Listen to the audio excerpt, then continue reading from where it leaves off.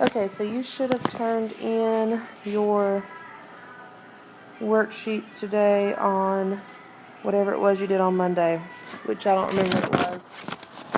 It was not that stuff. Oh, it was graphing and trig functions. Okay, so what you're going to do today is you are going to have to do a take-home test. So I'm going to give you a little quick review of how to find everything we've done with the trig. So the first thing would be if you are given a right triangle and then you are given the altitude, which the altitude comes out of the right angle and goes to the hypotenuse. Then if you're given a shape like that and you're trying to find the length of the altitude, if it's x, and this side is 2, or that piece of the hypotenuse is 2, and this piece is 15, then you're looking at the geometric mean problems. So there's two things with geometric mean. The altitude is the geometric mean of the two pieces of the hypotenuse being multiplied. So what you do is you take the altitude, which is this piece right here, and it's always going to be squared. You can set up a proportion, but I like doing it this way. So x squared equals the two pieces of the hypotenuse, 15 and 2, being multiplied together. So 15 times 2 is 30. And then usually we don't want to leave it as x squared, so we're just going to take the square root of both sides. But I don't have a calculator, and most of the time we don't see it as a decimal answer. So this is where you've got to break it down and find your friends. But when you break it down, 6 and 5, 3 and 2, there aren't no friends. So you'd have to leave it to square root of 30, and that would be the value of x. So I'll do one more real quick. So here's this right triangle, here's the altitude. This one's 10, this one's 4, and here's x. So x is obviously the altitude. So you would say x squared equals 4 times 10, because that's the two pieces of the hypotenuse. Hypotenuse, the longest side, opposite the right angle on the big triangle. So x squared equals 40. Take the square root of both sides, and x is going to be the square root of 40. But we're not going to type it in a calculator. We're going to break it down and find our friends. That'd be 10 and 4, 2 and 5, 2 and 2. So there's your friends. There's a pair of 2s. They go outside to play, and the losers stay indoors. So it's 2 square root 10 is the length of that altitude. So again, the rule is the altitude is the geometric mean of the two pieces of the hypotenuse being multiplied. If you have a leg on a right triangle, there's another right triangle, and you're given the leg, here's x, and you're trying to find the value of x. If this is 3, oops, that's 3, and this is, let's go with 12, then when you're trying to find that value, the leg, which is x in this case because it's one of the legs on the big triangle, is the geometric mean of the piece of the hypotenuse it touches, so 3, times the entire length of the hypotenuse. And obviously the entire length is not 3 times 12, but it's 3 plus 12, so that'd be 15. So you're going to do the leg squared equals the piece it touches on the hypotenuse, 3, times the entire thing, which is 15. And then you solve it again, 45, take the square root of both sides, break it down, 9 and 5, 3 and 3, so you got your pair of 3s. 3 goes outside to play, loser stays indoors. So x is 3 root 5. And that's your geometric mean. Then we did our right triangle trig, and if you remember on right triangle trig, you need to know how to spell some old hippie caught another hippie tripping on acid. So this would be your, I'm getting laughed at, SOHCAHTOA. So some old hippie caught another hippie tripping on acid. So here's your sine is your opposite over your hypotenuse. Your cosine is your adjacent over your hypotenuse. And your tangent is your opposite over adjacent. So if you're just writing your trig ratios, should be fairly simple. Let's say you have a 3, 4, 5 triangle, and this is the angle you're dealing with, theta. So for theta, angle theta, just a trig ratio, you got to label your sides. That's the first thing you do on your picture. So according to theta, 4 is your opposite, 5 is your hypotenuse, and 3 is your adjacent. Remember, opposite is directly across. So for this triangle, your sine ratio of theta, so sine of theta is 4 over 5, opposite over hypotenuse. Cosine theta is adjacent over hypotenuse.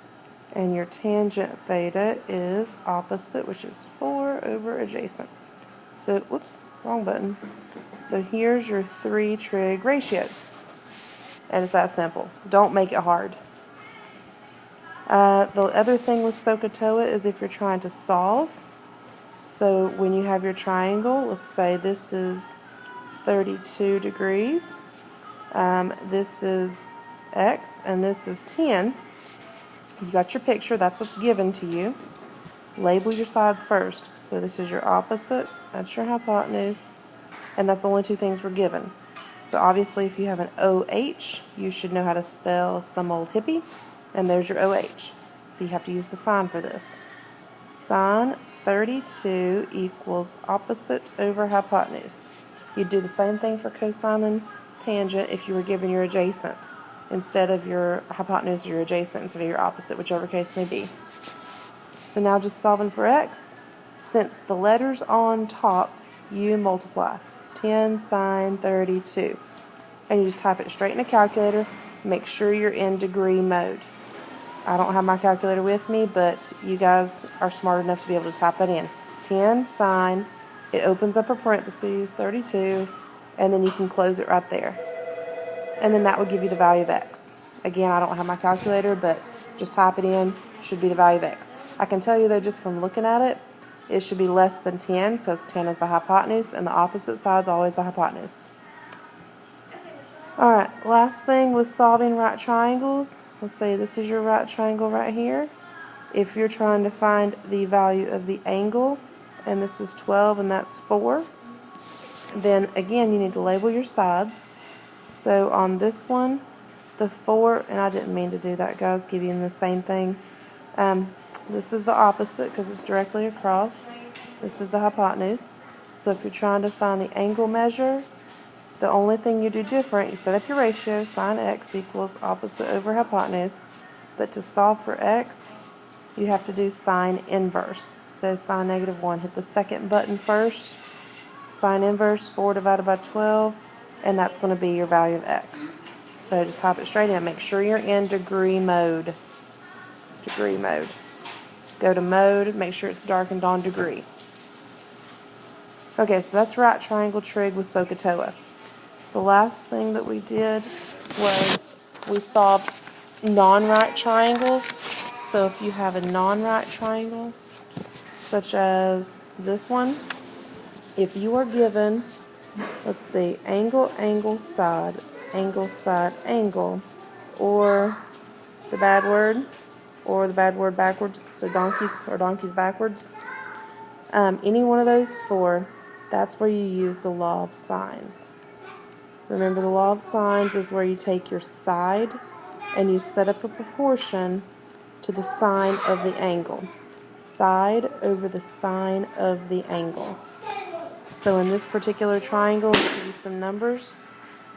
If you have, let's say this angle is 41, this angle is 27. Obviously it doesn't look like 27, so let me change it to where it looks kind of visual.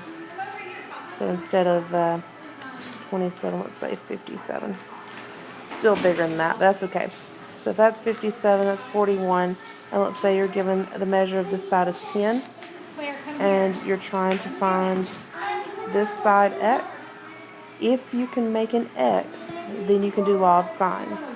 So 57 matches to x, and 41 matches to this side, but I don't know that side. So really I can't use that 41.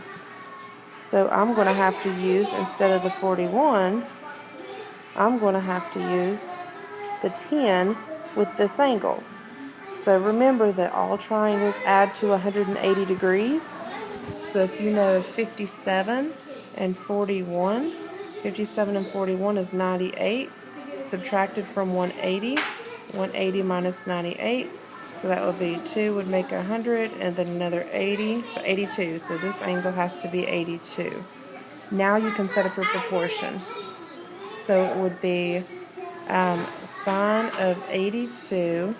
Let me go back. So 82 matches to 10. And then the other one, let's see, x and sine 57. X and sine 57. So since you have a proportion, all you have to do is cross multiply divide. 10 sine 57, and this is what you'll type in the calculator. 10 sine 57 divided by sine 82. Make sure you got parentheses around the degree. Hit enter, and you got your answer. Degree mode again. Also be careful if you're looking for the angle measure. Instead of the side, you do inverse sine. So if you had this triangle looking for x, this is 12, this is 40, we'll just say 40 for easy measures, and this is 8. You would set up your proportion. 8 and 40 match together, x and 12. So it would be 8 over sine 40 matches to 12 over sine x. So you'll still cross multiply divide, but make sure you be careful because you're looking for the angle. So you would do 12 sine 40 divided by 8, get that decimal answer, whatever it is, and do the inverse sine of that. And then you'll be able to have your angle measure. So that's law of sines. And then the other one was law of cosines. Law of cosines was, and remember the way I told you to think about it? Pythagorean theorem, c squared equals a squared plus b squared, minus the alphabet, 2ab cosine big C. And this is used when you have side, side, side, or side, angle, side. Oh, one more thing to mention on law of sines. Remember that if you have the donkey or the donkey backwards, you could possibly have two angle measures. So double check, and the way you double check is after you find your answer, subtract it from 180. If the two angles you have are less than 180, you can make a second triangle. If it's more than 180, you cannot. Okay, so back to law of cosines. So here's your triangle. If you're given 14, 32, 12, and you're trying to find this, you simply plug it in a calculator, or plug them into the formula. Big C would be your angle given, so that makes little c, little x. So you just do x squared equals, and a and b doesn't matter, so if this is a, this is b. So it'd be 12 squared plus 14 squared minus 2, parentheses, 12, close parentheses, open parentheses, 14, close, cosine of 32. Type that in a calculator, take the square root of it because you're solving for x, and then you'd have your answer. If you're doing side, side, side, and I'm just making it up, I don't know if it's going to work out. So let's say this is 17, 22, and 10. Law of cosines for it. Trying to find this angle measure, so that's your big C. So little c is 22, so it doesn't matter for a and b. So you would have 22 squared equals 17 squared minus 10 squared, plus c squared equals a squared plus b squared minus 2 times a times b cosine of c, and in this case c is x. That's what we're solving for. So to solve for x, you do reverse operations. You would have to subtract your 17 squared on both sides, subtract your 10 squared on both sides, get that answer, and then divide by whatever these three numbers multiplied together are. So once you get that decimal answer, it'd be decimal to 4 decimal places or 5 decimal places. Do the inverse cosine because you're looking for the angle measure. And then you'd have your answer for x. And I believe that is everything we did with trigonometry. So you should be getting a trigonometry take-home test that has 17 questions on it. You need to show all work on it. And for the rest of class, today, which is Tuesday. You will be working on this on your own. If at the end you want to compare answers to someone, that's fine, but make sure you show all your work. You can ask anyone, you can use this video. You just can't talk to me about it, obviously, because I'm not there. And it will be due tomorrow with all work shown. Do not turn this in with any work shown. I want to see all the pictures. I want to see all of your trig ratios. I want to see everything. Do not show up with just an answer. Make sure you put units on the word problems. And I believe that's it for today.